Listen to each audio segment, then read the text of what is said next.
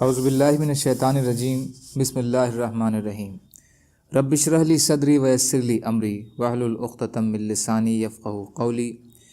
ریاض الصالحین حصہ اول، کھلے اور چھپے ہوئے کاموں اور حالات میں نیک نیتی کا ہونا ضروری ہے۔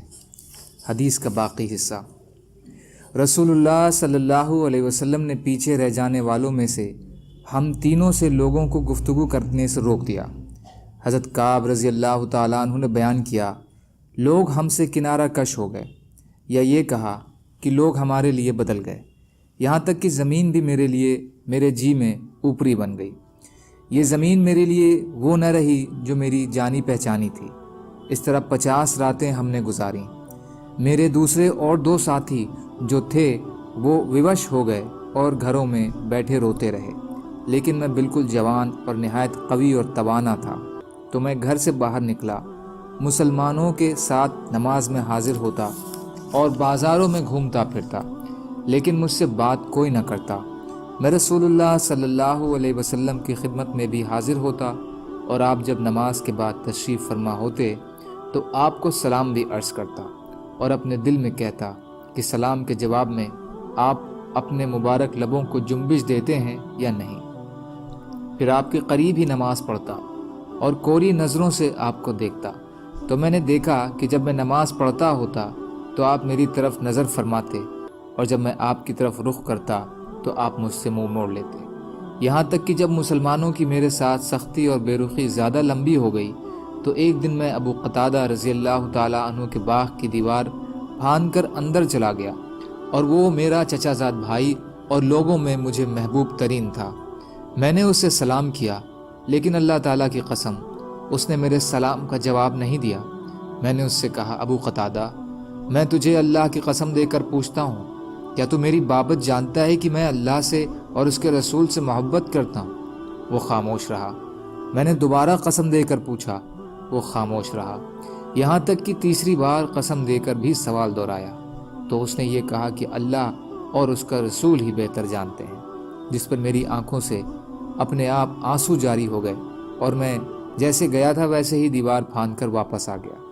اسی بیچ ایک دن مدینے کے بازار میں جا رہا تھا کہ اچانک شام کے نبتیوں میں سے ایک نبتی کو میں نے کہتے ہوئے سنا کہ کون ہے جو کعب بن مالک کی طرف میری رہنمائی کرے۔ لوگ اسے میری طرف اشارہ کرنے لگے، یہاں تک کہ وہ میرے پاس آ گیا اور اس نے مجھے شاہ غسان کا ایک خط دیا۔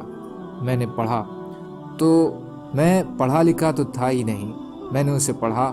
اس نے لکھا تھا، اما بعد، ہمیں یہ بات پہنچی ہے کہ تمہارے ساتھی نے تم پر ظلم کیا ہے۔ اللہ تعالیٰ نے تمہیں ذلت کے گھر میں رہنے یا برباد کرنے کے لیے نہیں بنایا ہے۔ ہم تمہیں دعوت دیتے ہیں کہ ہمارے پاس آ جاؤ، ہم تم سے پوری ہمدردی کریں گے۔ جس وقت میں نے یہ پڑھا تو میں نے کہا، یہ بھی ایک آزمائش ہے۔ میں نے اسے تنور میں ڈال کر جلا دیا، یہاں تک کہ جب 50 دنوں میں سے 40 دن گزر گئے اور میرے بارے میں وحی کا سلسلہ بھی ابھی تک بند ہی رہا، کہ میں نے رسول اللہ صلی اللہ علیہ وسلم کے ایک قاصد کو اپنے پاس آتے ہوئے دیکھا۔ اس نے آ کر کہا کہ رسول اللہ صلی اللہ علیہ وسلم تمہیں حکم دیتے ہیں کہ تم اپنی بیوی سے بھی علیحدگی اختیار کر لو۔ میں نے پوچھا، کیا میں اسے طلاق دے دوں یا کیا کروں؟ اس نے کہا، طلاق نہیں، اس سے علیحدگی اختیار کرو، اس کے قریب مت جاؤ۔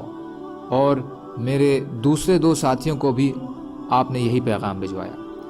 میں نے اپنی بیوی سے کہا، اپنے گھر والوں کے پاس چلی جاؤ اور انہی کے پاس رہو، یہاں تک کہ اللہ تعالیٰ اس معاملے کا فیصلہ فرما دیں۔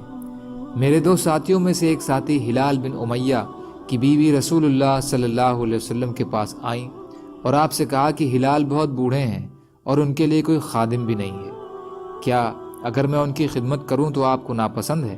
آپ نے فرمایا، نہیں، لیکن وہ تم سے قربت یعنی صحبت نہیں کریں گے۔ بیوی نے کہا، اللہ کی قسم، اب ان میں کسی چیز کی طرف حرکت کی طاقت نہیں ہے۔ اس کے علاوہ اللہ کی قسم، جب سے یہ معاملہ ہوا ہے اس وقت سے اب تک ان کا سارا وقت روتے ہوئے گزرتا ہے۔ حضرت کعب رضی اللہ تعالیٰ عنہ فرماتے ہیں، مجھ سے بھی میرے گھر والوں نے کہا کہ اگر تم بھی رسول اللہ صلی اللہ علیہ وسلم سے اپنی بیوی کے بارے میں اجازت طلب کر لو تو اچھا ہے۔ آپ نے اجازت طلب کرنے پر ہلال بن امیہ کی بیوی کو بھی تو ان کی خدمت کرنے کی اجازت دے دی ہے۔ میں نے کہا میں اس کی بابت رسول اللہ صلی اللہ علیہ وسلم سے اجازت نہیں مانگوں گا۔ مجھے نہیں معلوم جب میں آپ سے اجازت مانگوں گا تو آپ کیا جواب دیں گے، کیونکہ میں تو نوجوان آدمی ہوں جبکہ ہلال بوڑھے ہیں۔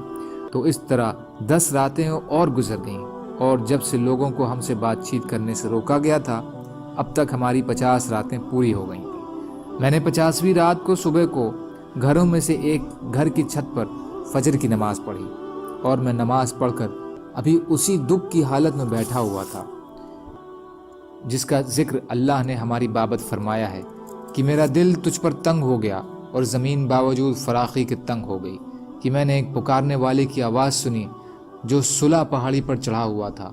وہ بلند آواز سے کہہ رہا تھا، اے کعب بن مالک خوش ہو جاؤ۔ میں اسی وقت خوشی سے سجدے میں گر پڑا، اور مجھے اندازہ ہو گیا کہ اللہ کی طرف سے کشادگی یعنی معافی آ گئی ہے۔ باقی کا حصہ انشاءاللہ اگلی ریکارڈنگ میں۔ سبحان اللہ و بحمدہ، سبحانک اللہم و بحمدک، اشہد ان لا الہ الا انت، استغفرک و اتوب الیک۔